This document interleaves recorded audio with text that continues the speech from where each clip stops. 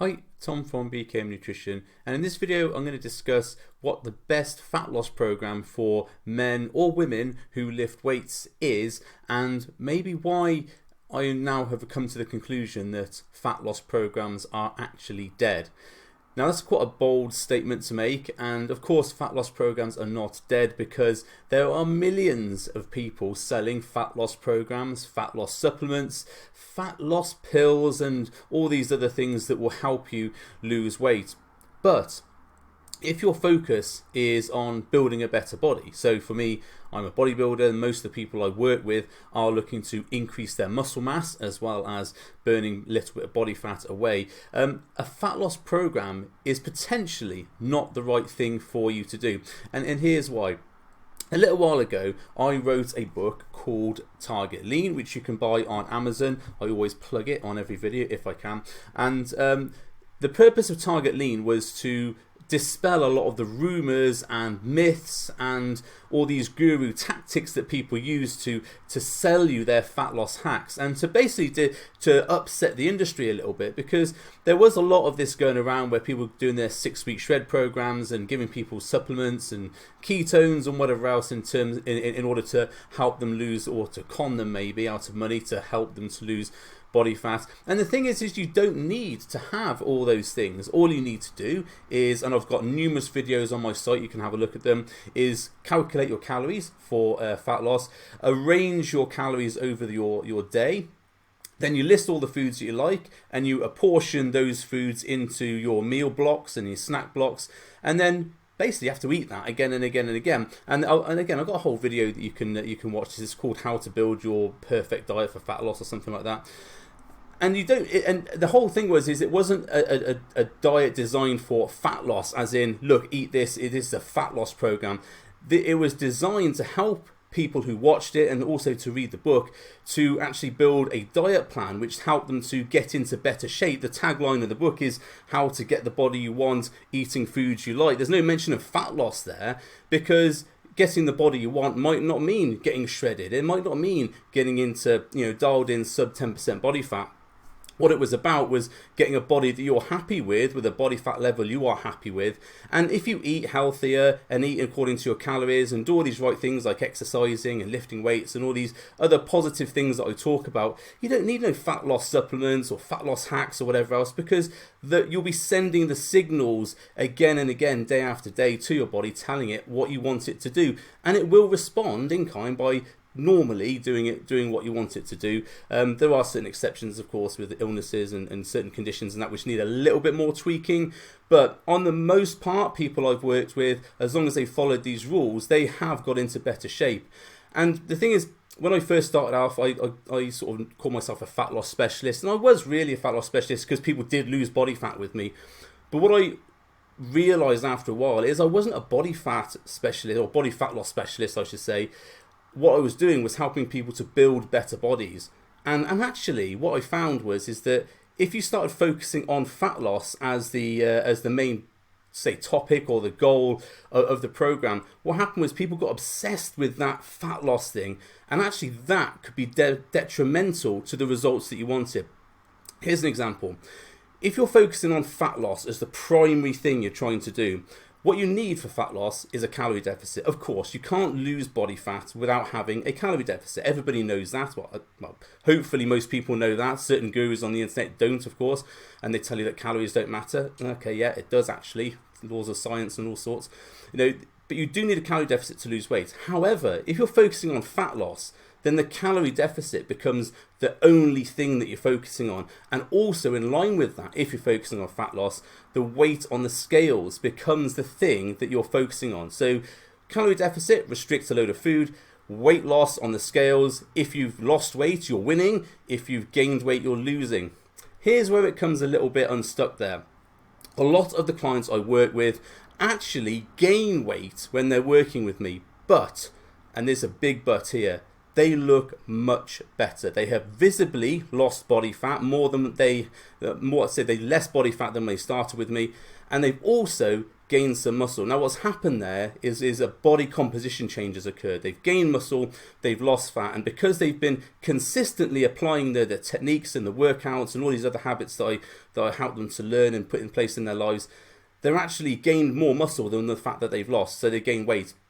And also, what's good to remember is that when you do gain more muscle, and also when you train with volume for weights again and again and again, your body becomes more efficient at storing glycogen, which is carbohydrates that you've eaten, turns into glycogen, which is stored in your muscles for your workouts. And what that means is that for every gram of glycogen you store in your muscles, you can attract up to 3 more grams of water. Now, this isn't a bad thing. It's not going to give you a watery physique. Actually, it's a really good thing because it makes your muscles really full and really pumped, and you look jacked all the time when you're walking around. A perfect scenario to be jacked all the time. But the idea is your muscles store more energy in them for the workouts that you're doing. It's a reactive response. You're sending all these signals to the body saying, look, I'm lifting weights repetitively for an hour at a time, volume weight. I need a lot of glycogen to be able to do that type of workout. And the body goes, no problem. Here's a load of glycogen stored in this new muscle tissue you've created, and we're going to put some water in there to help the reactions along. And therefore, what you've done is if you've gained, say, 500 grams of glycogen in your muscle, okay, let's keep it to science because science is about 300 to 400 grams for an average individual of glycogen stored in the muscle. Say if you had 400 grams, you times that by another 3, so you've essentially got between 1,200 to 1,600 grams. That's an extra kilo that you've got. You haven't gained fat, you haven't gained any sort of negative weight there. What you've gained is the ability to exercise at a harder rate, and you've gained weight. And this is what happens with a lot of the clients I work with. Yes, they lose body fat, they gain muscle tissue, and because they're eating so much carbs, because they're training volume 3 to 4 to 5 times a week, they're actually storing a ton of glycogen in their muscles. So on paper, they've gained weight, so they've lost, if you're talking about a weight loss plan. But if you look at them in the mirror, and you can see these people on my testimonials, if you go to bknutrition.com/testimonials, all the pictures and videos are all there. I'm not lying about this, it does happen. They look incredible. They look so much better. I've had this with women, with men. I've had it with guys lose incredible amounts of body fat and then gain weight at the end because they've gained more muscle and their body becomes more efficient and stored. So what you see is their curve does a massive drop down at the beginning where they lose loads of body fat, and as they start to build more muscle, they become more efficient and a healthier person and a fitter person. They start to gain weight towards the end, but that's when the crucial change in the pictures occurs, where they're very lean, but then they're leaner, and then they start to get more tight and more full as they gain more muscle mass. So I don't promote fat loss programs anymore, and that's the reason why, is because every time I work with a client, we're not focusing on fat loss. Fat loss is a nice thing that happens as we're building a better body, as we're building more muscle, more strength, more confidence, as all those things are going on.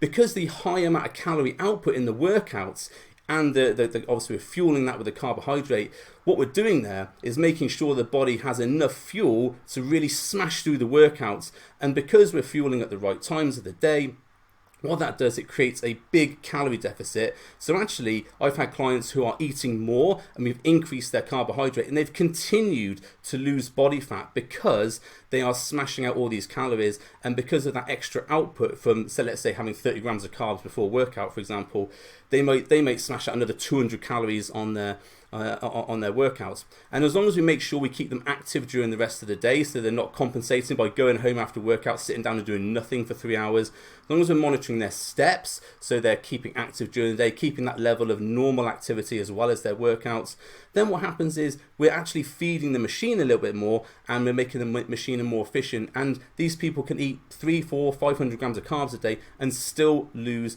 body fat. So I don't promote fat loss programs. What I do promote is getting the person into a better shape, building more muscle, doing volume work in order to really tax the muscle and stimulate growth. We lift with heavy weights, we lift with volume weights, we do 3 to 4 to 5 sessions of workouts per week. And that, combined with the smarter eating of making sure we're eating carbs at the right times, enough protein to build the muscle, and keeping fats at a manageable level so we've got enough for hormones and all the other things that fats are responsible for in the body. We've got all those things in place so that the body's in a healthy state, and it's actually okay to lose body fat. The other thing to consider is what happens with people when they're building or losing body fat. They start to lose body fat and they say, oh, this is great, I've got this calorie deficit, the body's losing body fat, I'm looking better. what they then do is they then say, well, how can I make that faster? And then what they do is they drop off more of their food. The thinking obviously here is, well, I'm losing body fat here, I'm in a calorie deficit, let's increase the calorie deficit so I lose weight faster.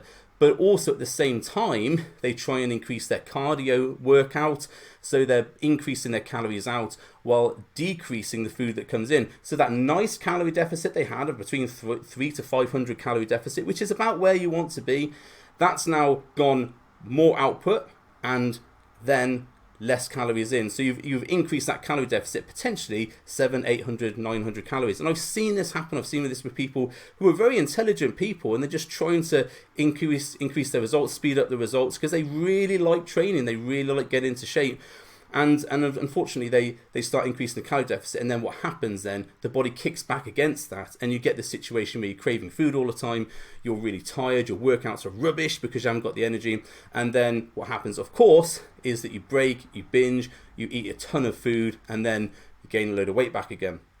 So what's really important to think about is if you are doing any sort of like fat loss program or trying to lose body fat, is that if you are going to increase your output, if you're going to keep that calorie deficit, you've got to then increase your calories in. So say, for example, you want to add another 200-300. You've got a calorie deficit which you've calculated. You can do this on my website, bknutrition/calculator. It will tell you the macros and calories for weight loss. If you go and do that calculator, but then what you're then doing is you try and increase your output in the gym, you've got to move the calories that you're putting in order to accommodate that. Otherwise, that calorie deficit, that nice manageable calorie deficit you've just calculated, you've just been eating, getting results for, you start increasing the output a bit more, you've got to fuel that with a bit more carbs. And this is where the people fall down a little bit. They try and do too much and fueling it with too little. And again, that's why I don't do fat loss programs, because if you're following a fat loss mantra, that would be illogical, wouldn't it? Let's decrease the food coming in, let's increase the output going out, so we've got more calorie deficit. And it's all about all the time calorie deficit, and you see these gurus going, oh, all you need is calorie deficit. Yeah, you do need a calorie deficit to lose fat, to lose body fat, but you also need to fuel your machine so that you're an efficient muscle gaining, muscle building machine. Otherwise, you haven't got the bricks to build the house. You're just going to sit there with doing nothing and spinning your wheels and getting very frustrated about it. So that's why I don't do fat loss programs anymore. What I do is a program called Build, which is a group program, which is periodically, it runs every couple of months. And in that, what we do is focus on making sure people are working out with weights, they're fueling their workouts, making sure they've got sufficient calories for their workouts, and obviously then as that output increases and they build more muscle, we're making sure we're moving those calories forward a little bit. This is what I also do in my main one-to-one program. So if you want to know about that, obviously drop me a DM. I don't like to turn my videos into a pitch, so there it is. If you want to contact me about one-to-one coaching or my build program, you can. But bear in mind what I've just said about all these things. If you're trying to create a calorie deficit for fat loss and you're trying to increase your output, you need to move the calories that you're ingesting in order to accommodate that. You do need to train with weights, absolutely. Don't focus on cardio and doing loads and loads of cardio. What we need to do when we're trying to create a calorie deficit for fat loss is to do as much as we can essentially for workouts. If you're smashing your weights workouts, and people who do my Turn Up the Volume program, which is one of the workouts in my coaching, if they do that, they're generally hitting 600, 700, 800 calories per workout. Don't need no cardio after that. That's nearly 1,000 calories of working out. You don't need to do any cardio after that. But you also need to be active throughout the day. There's no point going into the gym and going, oh, I'm going to do 800 calories of cardio, or 800 calories of weight training, and then I'm going to go home and sit on my couch playing Xbox for the next 5 hours snacking. That's probably not going to help you. Make sure you're monitoring your steps through the day. Try, if you can, to get your steps up to about 8,000 a day. The reason I say 8,000, not 10,000, is 8,000 there's a study recently that came out, like a meta-analysis, and they showed that in terms of all-cause mortality, if you're about 8,000 steps, so as you increase your steps from 1,000, 2,000, 3,000, as that goes up, what happens is the risk of all-cause mortality, as in the risk of dying, comes down, and these points intersect around about 8,000. So if you're more active than 8,000 steps per day, great, that's great to be active, but actually being more active than 8,000 doesn't give you more advantage in terms of your risk of dying reduced. Now obviously you can't get your risk of dying down to 0 because you're all going to die, we're all going to die, but we can reduce the instances of things like strokes, heart attacks, obesity, obviously. All these things can be reduced by more activity. If you're walking around the gym more, if you're walking around walking your dog or walking out with your partner, whatever, all these things are going to help with that. So try and keep your steps around about 8,000 per day if you can. That's the sort of the mark I say for most of my clients. And also make sure you're eating a lot of protein. I would say that depending on your goals, you want to be hitting at least 1.6 grams per kilo of lean body mass. Now, if you've got, say, a lot of weight to lose, say 30 kilos of weight to lose, you don't want to apply that 1.6 multiplier by 30 kilos, the 30 kilos extra you've got to lose. So say if you want to be about 100 kilos and you're 130 kilos, which is a situation I've had a client in, you don't do your protein multiplier by the weight you're at more the weight that you want to be, so that you're calculating lean body mass. Otherwise, you're going to be eating a hell of a lot of protein, which ain't a bad thing. I'm always for the higher protein crowd, but the more protein you add in, you've got to compensate that by reducing your carbs and reducing your fat. So if you've got massive amounts of protein and then you've got very low carbs and very low fats, you're going to potentially find that diet harder to stick to. So all these things I cover in my video, how to build your perfect diet. It's about a 30-minute video. You can go and watch that if you want to. And of course, you can always ask me any questions. I've got specific videos on specific things that if you've got a question which I haven't covered here, then feel free to shoot me a message. I'm sure I have got a video, and if I haven't, I'll do one, no problem. I love doing new content for people who watch my stuff and like my stuff and subscribe. So make sure you've done that if you haven't done that already. Okay, thanks for listening. I hope that gave you some help, some insights into what it takes to actually build a better body rather than focusing on just fat loss all the time. And if you've got any questions, obviously send them over, put them in the comments or whatever. I do try and reply to all my comments if I can. And hope you have a great day. Thanks for your time watching this, and I will see you on the next video or podcast. Bye for now.